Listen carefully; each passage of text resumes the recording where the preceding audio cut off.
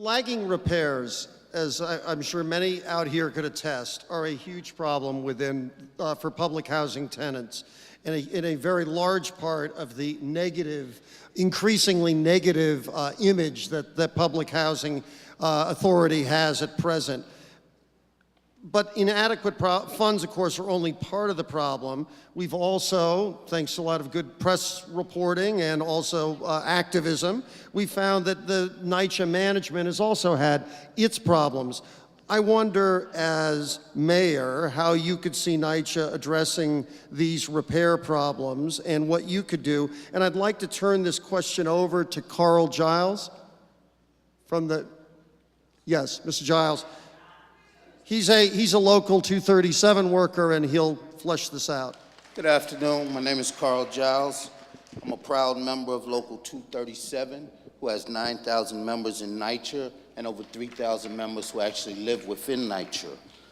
I'm on the front line when it comes to dealing with the repairs at NYCHA and getting them completed in a cost-efficient manner. NYCHA has recently moved to a centralized computer system for managing repairs that does not work.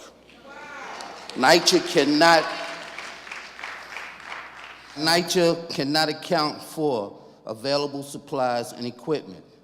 Residents are confronted with repair nightmares. We have our doubts whether a new fix-it program will really deliver results. We want to get the job done, and we want to expand the workforce. As mayor, what would you do to see that the system is reformed and expansion of the workforce and that the work is done smoothly? Mr. Giles, first let me thank you for your question and thank you for your work on behalf of the New York City Housing Authority, as well as all the members of Local 237. Thank you so much. And by the way, I'm aware of the legislation in Albany. I believe Assemblyman Lenthal has introduced it that talks about increasing penalties for assaults on NYCHA workers. We need to pass that bill. We need to get it done. It is clear that too much money has been wasted, and this centralized system, I don't believe it works. When you have something as large as the New York City Housing Authority, we need to employ a more regional and local approach. That's what gets things done. So we should be working to create regional areas, and not just borough areas, but regional areas for repairs. That would speed repairs and speed the attention in each housing authority development. We should also, and we've seen it in the past, we should have more focus in contracting and doing business with local businesses and neighborhood-based businesses. That would speed development up also. Local plumbers, local electricians working along with you in some instances, some that work for the city of New York right now. We need to make sure, and maybe not in electricians and plumbers, but in other local services, we need to employ a regional and local approach. I think it makes sense to grow and increase where we can the number of local or the number of NYCHA workers to be able to do repair where the money is there. So it's a combination of a regional approach, not a big centralized approach. That never works. A regional approach tied to some local additional services, tied to some additional workers to be able to speed repairs. That works for the system. Thank you, Mr. Thompson. Mr. Albanese? I've spoken to a number of retired supervisors from NYCHA, and they've all told me unequivocally that the computer system is a disaster. It's not addressing the needs of the residents. The repairs are going unmet, and obviously what else is going on is this administration is trying to privatize many of these jobs and not hire the appropriate people to make the repairs, the maintenance staff. They want to it's part of a movement, in my opinion, to drive down wages and benefits and really hurt the labor movement in the city. And that's what's driving part of this. And it's clear we need to hire more people. It's clear we need a regional approach with accountability. We had one that worked before. If it's not broken, why fix it? All of a sudden, all of these new ideas are being brought in, and I'm not against innovation, but the fact of the matter is, as Mr. Giles pointed out and others, it's not working. Let's hire the proper staff. Let's hire the maintenance people and make sure that they're paid decent wages, living wages and benefits, so that they're happy going to work and doing the job that they need to do for the NYCHA tenants. Thank you, Mr. Albanese. Mr. de Blasio?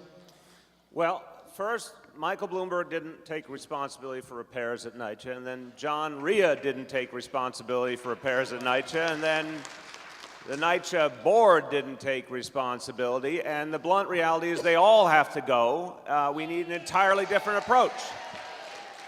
So we need the structural reform, but let me just tell you how pitiful this is, and so many people in this room are living it. Again, the number one type of complaint we get at the Office of Public Advocate is NYCHA repairs. Health and safety repairs. Things that affect people's lives very deeply. And we have fought, and finally we got some of those done. Year in, year out, we'd fight and fight NYCHA to get some of them done. We got some of them done. I sat down with Rhea and all of his senior management, and they admitted to me last year they had no plan for making sure that health and safety repairs would be made first. That is pitiful. It's not acceptable. And yet, with our great manager, businessman, mayor, this was everyday life for the last 12 years. This new plan that they're going to get rid of all the backlog, you know, don't take any wooden nickels, I say. It's not going to happen. So what we need to do is, and by the way, I fought against the computer system too, the NICE system. This is one of my favorite ones, the NICE system that left tons of Section 8 holders and NYCHA residents out in the cold and almost led to people being evicted. Don't forget that one. We fought against that. But the bottom line is a repair system that when you hear there is a health or safety problem, when there's mold, when there are doors that don't lock, when there's vermin, when there's anything particularly that would affect the health and safety of families and children, that goes to the top of the list, and that is right now. That is the kind of managerial system we need, and I've talked to Greg Floyd about this many times. The workers in NYCHA are ready to do the work. They need a management system that helps them do the work. Mr. de Blasio, thank you. Mr. Liu? Thank you. It is just absurd when we hear stories constantly of people calling up for repairs, and they get an appointment. You know, today is April 20th, and they get an appointment for September 20th of 2015. I mean, these are the kinds of stories that we're hearing, and the repairs and the delays and the absolute absence of real appointments is a shocking story that has to be told in the city of New York.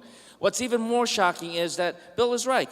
There are employees, there are workers in the NYCHA community ready, willing, and able to do the work, whether they are already members of Local 237, or whether they are looking for work, and under the federal guidelines, they're supposed to be hiring more local residents to do these jobs. Instead, where is the money going to? It's going to another one of these Mike Bloomberg specialties. Computerize everything. You know how much money they wasted in computerizing city time? $500 million wasted that was fortunately, ultimately recovered for the city of New York. Today we learned that another system has failed almost 3,000 kids because they graded their tests in the schools wrongly. And now parents have to go through a nightmare of reapplying for those programs. Well, the amount of money that they have spent on this computerization system, they should have just spent the money in the first place where it actually works. Okay. Hire the workers, pay the employees to do the work to actually get the repairs fixed, as opposed to fixing up this computerization system. Mr. Liu, thank you. Speaker Quinn.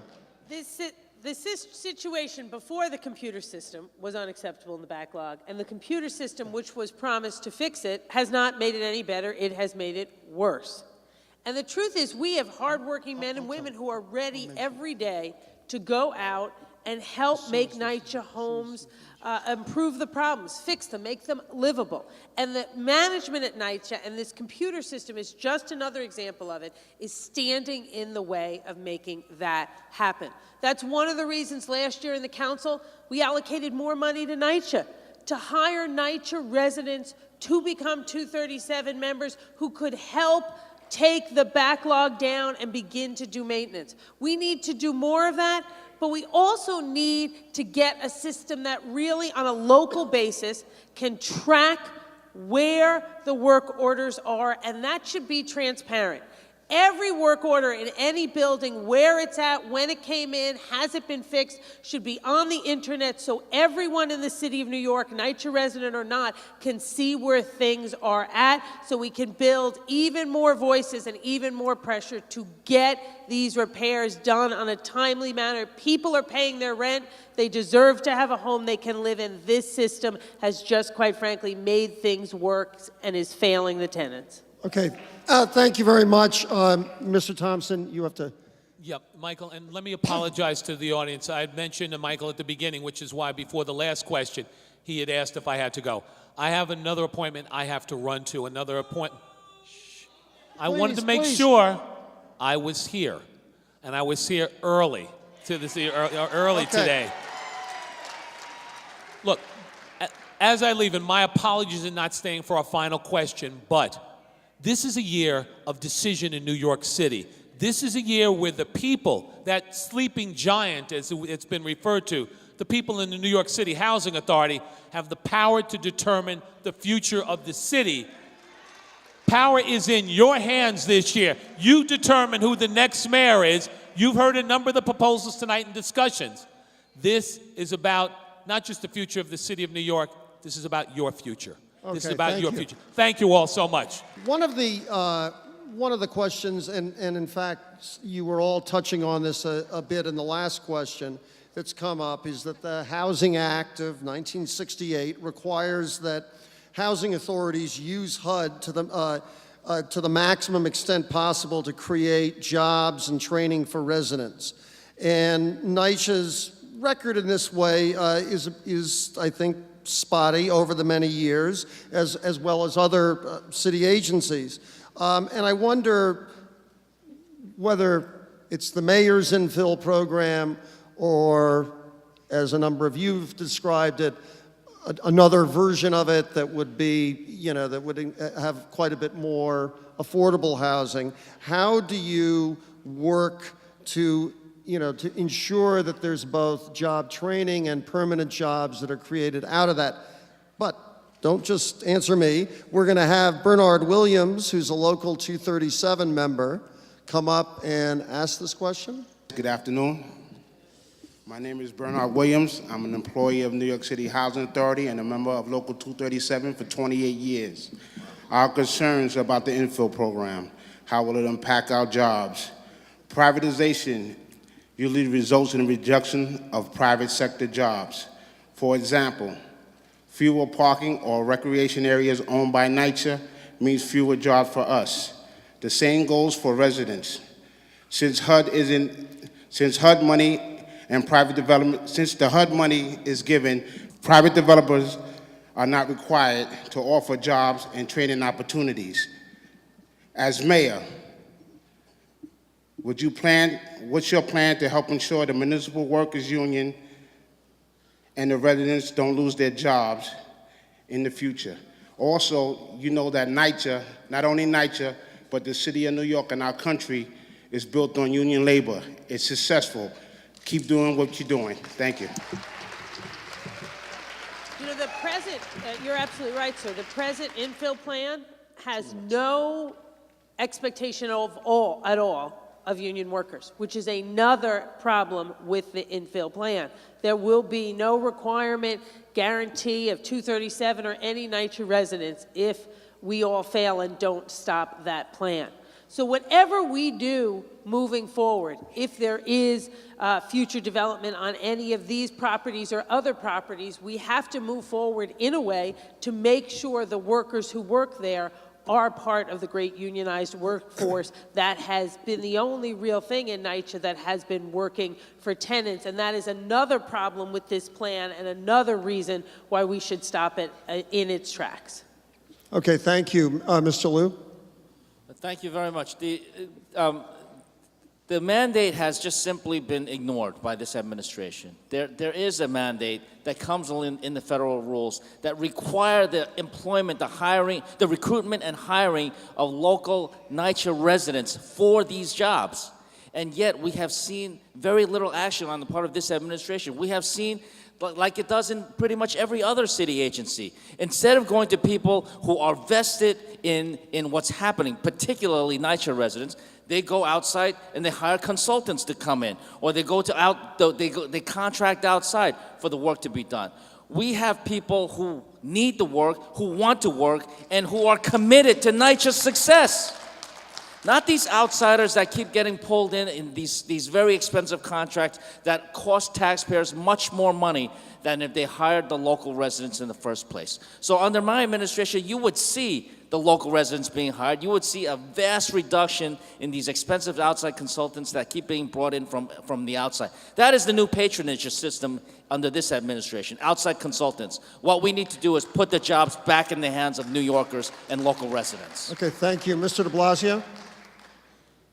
Incredibly shameful reality in this city has been the way the city of New York under Michael Bloomberg has ignored Section 3, the federal law that says hire local residents, hire NYCHA residents for NYCHA work. It's been ignored. That law has been openly ignored. Now, you'll also hear people in the real estate industry tell you how, well, they can never agree to local hiring because it's not something they're legally allowed to do in the land use process. That is bull. There are plenty of ways to guarantee a new approach in this city that says you hire local residents first, especially in areas of need, because that's how you start to change a status quo that's not acceptable in this city. That's how you start to address the income disparity and the unemployment that pervades so many of our neighborhoods. As mayor, I would order NYCHA to do everything it can, and it has a lot of power, and it has a lot of resources, to hire local residents in the repairs we do, in the capital work we do, in any development we do in the future with the community. Hire local people first. Now, the workforce of 237, which works long and hard, and which worked heroically after Sandy, in developments, by the way, incredible work after Sandy, in developments housing 80,000 people that were hit so hard, and if it weren't for the 237 workers, people would have been hurting a lot more. We're going to need every single one of those workers, because if we're ever going to get that repair backlog addressed, we're going to need every hand on deck. So anyone who talks about cutting back 237 is someone who is willing to not repair the NYCHA units, and that's unacceptable to me. We need those repairs made, and we need them now. Thank you. Thank you very much. Mr. Albanese? Thank you. I passed the city's first living wage law, which impacted 70,000 workers and put $3 billion in their pockets. And we paid many of them $12 an hour.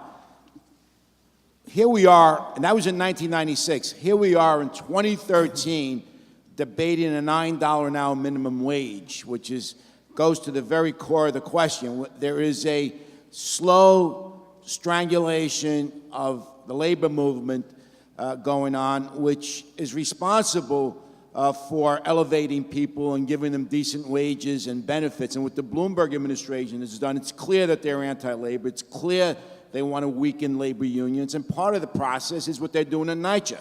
They don't want to hire local residents. They don't want any more members of 237. It's going on around the city. And as we see what's happening, not only in New York City, but across America, as the labor movement erodes in membership, so does the middle class, so does the working class. So this is a big fight here. It's bigger than NYCHA. And I can tell you that under Albanese administration, I will be supporting labor unions. I will work with them closely because income inequality is one of the biggest problems in the city. It affects the ability to afford housing. It affects the ability of people staying in the city. And certainly under my administration, NYCHA will be mandated to hire NYCHA residents and members of 237 because they provide decent wages, decent benefits, and a decent retirement with a pension. That's what we should be striving for. NYCHA is New York City's largest tenant landlord.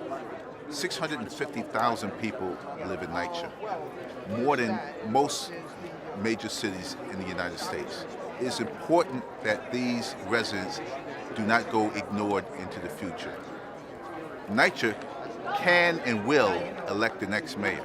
So it's very important to understand the power of NYCHA and the power of the vote and what has been done over the last 30 years, NYCHA has been ignored, and it's time the tenants woke up and understood the power of their voice.